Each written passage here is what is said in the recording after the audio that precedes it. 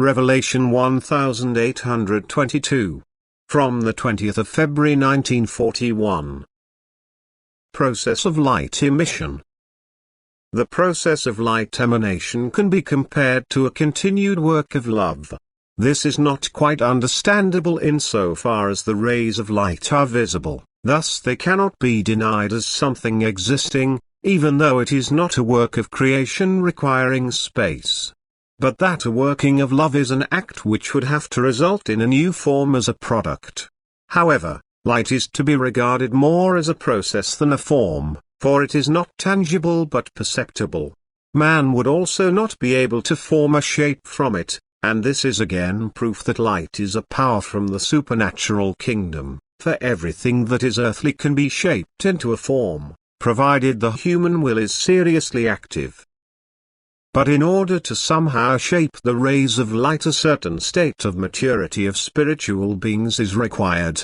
These beings must be completely independent of earth and its laws, they must have decided on an activity which presupposes deep love.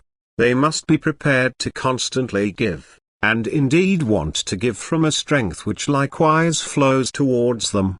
This strength emanates from God, is consequently spiritual substance which is luminous in itself, because everything that is from God possesses an inconceivable luminosity.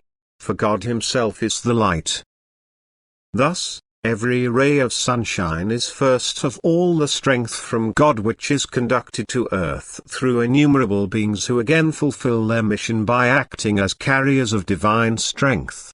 Secondly, however, the rays of the sun are the evidence of untiring activity of these beings. They are, so to speak, a reservoir from which everything in creation is constantly fed.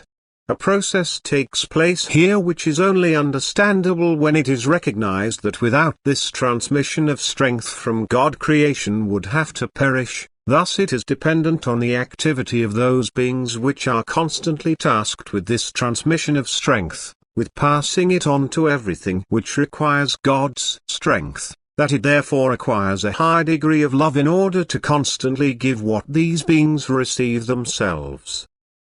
This mission is therefore an activity of love by the perfect being on the still imperfect beingness which is banished in creation and needs the supply of strength from God, which the spiritual being, redeemed from form, receives in abundance and, by virtue of its love for the unredeemed, always and constantly transmits to it. This is the purely spiritual explanation for a process which is earthly still unexplained. Amen.